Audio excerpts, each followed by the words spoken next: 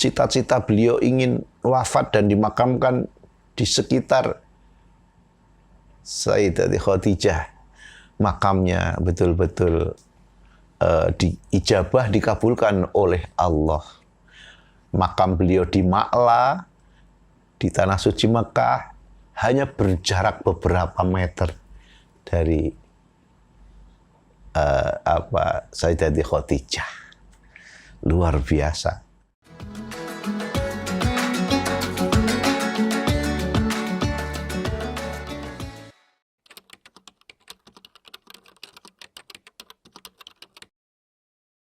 Baik, Assalamualaikum warahmatullahi wabarakatuh. Ini satu cerita yang menarik para pemirsa NU Online ketika ada seorang wartawan, jurnalis bernama Agus Fathuddin Yusuf tiba-tiba bisa dekat dengan Al-Maghfurlah Romo Kiai Maimun Zubair. Kiai yang luar biasa menurut saya, baik dari segi keilmuannya maupun perjalanan sejarah dan kiprah beliau, terutama dalam memberikan nilai-nilai keindonesiaan dan kebangsaan. Munculnya istilah PBNU itu antara lain yang saya ingat dan saya dengar itu juga dari Mbah Mun. PBNU itu bukan singkatan Pengurus Besar Nahdlatul Ulama, tetapi P-nya Pancasila, B-nya Bhinneka Tunggal Ika, N-nya NKRI, U-nya Undang-Undang Dasar 1945. Nah, kalau ada pertanyaan kapan Pak Agus mulai dekat dengan Mbah Mun atau Romo Kiai Maimun Zubair, saya agak lupa kapan dekatnya dengan beliau. Tetapi pada saat SMA, saya SMA-nya di SMA Wali Songo Semarang di Jalan Ki Mangun-Sarkoro 17, Stadion. Itu kebetulan saya tabarukan bulan Ramadan itu ngaji tafsir Jalalain. Saya ikut godaannya teman-teman santri Banyumas, karena kebetulan saudara-saudara saya banyak Banyumas di godaan komplek namanya Al-Hamran di Pondok Pesantren Ma'had Ulumus Syariah, MUS di Sarang. Nah, antara MUS dengan Al-Anwar tempat Basal kan hanya nyebrang jalan itu. Nah, dari situ pada saat saya SMA mulai mengagumi Mbah Mun. Kemudian sambil ngaji kepada Romo Kiai Abdurrahim, Bahim, pengasuh Pondok MUS, kadang-kadang juga ikut dengerin pengajiannya Mbah Mun. Nah, pada saat yang sama, Mbah Mun pernah juga menjadi Rois Suriah, pengurus wilayah Nahdlatul Ulama. Bapak saya, Pak Saliun, juga berada di situ. Sehingga saya sering mulai berinteraksi dengan Mbah Mun. Nah, perjalanan sejarah ini rupanya akhirnya tersambung pada tahun 1998. Kali pertama saya menunaikan ibadah haji, itu bertemu dengan Mbah Mun di maktabnya sana. Kalau tidak salah itu beliau di Sulaimaniyah apa maktabnya saya lupa. Nah, ternyata beliau itu tindak haji di Mekah itu tidak disertai dengan para santri, juga membawa peralatan yang ada di Indonesia. Misalnya kalau beliau dahar itu mesti harus ada cowek. Cowek tahu ya, cowek ya. Yang tempat untuk ngulek sambel itu. Nah, saya juga heran loh. Kok di Mekah ada cowek gitu ya. Nah, disitulah kemudian saya diajak makan oleh Mbah Mun untuk menikmati makan siang bersama beliau. Nah, sampai akhirnya begitu sampai di Semarang, saya sering sowan ke sarang akhirnya. Dan setiap sowan ke Mbah Mun di sarang, itu selalu diajak masuk ke dalam yang tidak di ruang tamu, tapi masuk ke dalam ruang makan. Dan pasti di meja makannya Mbah Mun itu selalu ada coweknya, lengkap dengan sambal terasinya, dan menu yang tidak pernah absen, selalu ada. Itu adalah cumi hitam, cumi ireng itu, juga sate. Wah, ini. Makanya sekian perjalanan waktu loh, Mbah Mun Yuswo segitu masih dahar sate biasa, nggak ada yang nggak ada diilari, nggak ada yang diilari itu apa? Dihindari, nggak ada. Pokoknya beliau makan begitu dan selalu sehat, terjaga dengan baik. Nah, salah satu yang saya catat dari Mbah Mun, selain beliau kalau ada orang kok misalnya orang Indonesia tapi dia jelek-jelekin pemerintah misalnya, atau tidak suka Indonesia misalnya, pasti akan dimarahi oleh Mbah Mun, pasti itu. Karena hubbul waton minal imannya Mbah Mun ini sudah berlapis-lapis. Ya. Jadi atiullah wa atiur rasul wa ulil amri minkum itu ditanamkan betul oleh beliau. Ya. Nah, ini kemudian catatan yang lain yang saya pengalaman kalau sowan ke sana. Selalu ketika pulang itu diolali sarung. Bahkan pernah suatu hari saya bersama Mbah Kiai Ahmad Daroji, Mbah Romo Kiai Ahmad, Pak Zain Yusuf, dan beberapa kiai yang lain, Pak Kiai Ali Mufis juga. Sampai di sana waktunya sholat. Kita nggak bawa sarung. Itu semua yang hadir di dalamnya Mbah Maimun itu diparingi sarung satu-satu, coba. Habis gitu mau dipikirnya ya buat sholat saja gitu. Tapi ternyata enggak. Habis dipakai, nggih pun diastokodur mawon, wong diagem gitu ya. Jadi Masya Allah. Nah, para pemirsa NU Online yang saya cintai, salah satu pengalaman menarik saya bersama Mbah Mun adalah, dan menjadi catatan hidup saya diajak beliau untuk bertemu kali pertama dengan ulama yang menjadi gurunya para kiai di Indonesia, yaitu Sayyid Muhammad Al-Maliki Al-Hasani. Di kawasan Rusaifah namanya rumahnya, sekitar 8 km dari kota suci Mekah, arah ke selatan kalau tidak salah. Itu saya diajak oleh Mbah Mun itu sowan beliau. Bertemu kali pertama. Melihat wajahnya Sayyid itu, ya Allah. Rasanya itu gimana ya?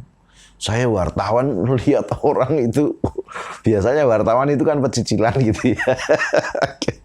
Itu saya melihat wajahnya Said itu bisa merinding ya. Nangis saya. Mau ngeluarkan kamera aja nggak berani. Apalagi di tembok pagar di luar dalamnya Said Muhammad ada gambar kamera disilang. Artinya dilarang memotret. Tapi begitu bersama Mbah Maimun ketemu Said, kemudian saya dikenalkan sebagai Sohafi, As-Sohafi wartawan. Itu Said bilang, surah gitu. Artinya, ayo foto-foto, ngejak foto. Maka kamera saya langsung saya keluarkan. Wah, ternyata kiai-kiai sedunia itu begitu minta surah-surah gitu pada mendekat ke Said semuanya, ke Mbah Mun semuanya. Nah inilah, saya pada saat itu karena asik memotret, sampai akhirnya aku gak melu foto. Saya nggak punya foto. Tapi saya punya foto sama Mbah Mun di depan rumahnya Said Muhammad. Pada saat itu saya bertemu dengan Gus Anam, yang nama lengkapnya Kiai Haji Zuhrul Anam, pengasuh pondok pesantren At-Taujih Nurul Islam Leler, Banyumas. Pada saat itu masih gundul pelontos di sana. Nggak tahunya sekian lama saya kembali ke Semarang, beliau jadi menantunya Mbah Mun. Dan sekarang jadi kiai besar di At-Taujih di Leler, Banyumas. Ini Masya Allah. Jadi, nah, para pemirsa NU Online, salah satu keistimewaan Mbah Mun adalah beliau setiap tahun bisa menunaikan ibadah haji. Kemudian beliau juga sangat alim di dalam ilmu tarikh, ilmu sejarah. Ya. Jadi kalau sudah ketemu Mbah Mun, itu cerita mengenai tarikh sejarah, baik sejarah Indonesia, sejarah Jawa Tengah, ya, sejarah kota-kota di Indonesia. Itu beliau itu bisa hafal betul. Ya. Kenapa beliau itu sangat bangga dengan Jawa Tengah? Ya, sampai sejarah NU pun kalau diceritakan yang cerita Mbah Mun, itu bolehlah lahirnya NU itu di Jawa Timur. Tapi yang membesarkan NU itu Jawa Tengah, kata Mbah Maimun. Ya, menarik ini. Kata Mbah Mun, boleh yang melahirkan NU itu lahirnya di mana? Di Jawa Timur. Tapi yang membesarkan NU di Jawa Tengah. Jadi kalau panjenengan semua pirsani, kalau belajar dari tarikh apa yang disampaikan Mbah Mun, beliau kalau sudah cerita mengenai tarikh, sejarah, itu bisa panjang lebar. Ya, nggak pernah berhenti. Maka ketika beliau wafat, Masya Allah, rasanya badan ini lemah lunglai. Ya. Allah mencabut ilmunya satu persatu dengan mewafatkan ulamanya. Nah, pada saat yang sama, salah satu putra beliau yang menjadi wakil gubernur Jawa Tengah, Gus Yassin,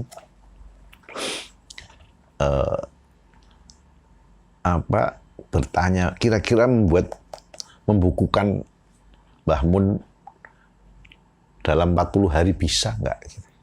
Dan alhamdulillah, biidznillah, bikin buku 40 hari jadi. Ya, saya beri judul Belajar Kehidupan dari Mbah Mun. Selain ada sedikit story beliau, perjalanan beliau, termasuk yang saya amati, saya lihat. Ada cerita-cerita dari santri-santri terdekat beliau, mulai juga pejabat-pejabat, ya, Pak Jokowi, Gus Mus, semua cerita, Habib Lutfi dan sebagainya, sampai dengan santri beliau, ya, Mas Wahyudi Kantong Umur, yang menceritakan kisah qasidah Sa'duna fid Dunya yang kemudian bersamaan itu menjadi viral. Ya, saya kira pemirsa NU Online hafal betul dengan syair-syair Sa'duna fid dunya. Sa'duna fid dunya, fawzuna fil ukhra, bi khatijatal kubra, wa Fatimata Zahra. Sa'duna fid dunya, fawzuna fil ukhra, bi khatijatal kubra, wa Fatimata Zahra, bi khatijatal kubra, wa Fatimata Zahra. Ya, ini beliau memang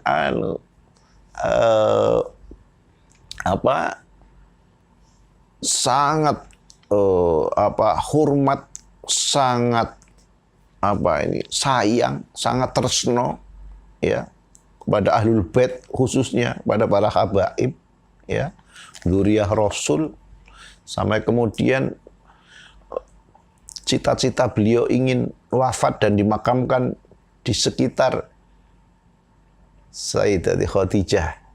Makamnya betul-betul diijabah, dikabulkan oleh Allah. Makam beliau di Ma'la, di Tanah Suci Mekah, hanya berjarak beberapa meter dari Sayyidatina Khadijah. Luar biasa. Alhamdulillah, saya merasa bersyukur sebagai wartawan, sebagai jurnalis, bisa walaupun tidak terlalu dekat ya, tapi setiap saya sowan ada tamu-tamu dikenalkan bahwa saya adalah santrinya Mbah Mun yang jadi wartawan. Saya bersyukur dan mudah-mudahan saya bisa ngalap berkah gandulan sarungnya beliau kelak di surganya Allah. Amin Allahumma amin. Adakah pengalaman spiritual yang didapatkan sewaktu dekat dengan Mbah Mun, atau ada amalan-amalan yang bisa dibagikan kepada pemirsa? Oh iya, ada ijazah atau doa yang saya dapatkan langsung dari Mbah Mun. Itu beliau menuliskan langsung catatan itu di sebuah kertas. Ada kopnya Pondok Pesantren Al-Anwar Sarang.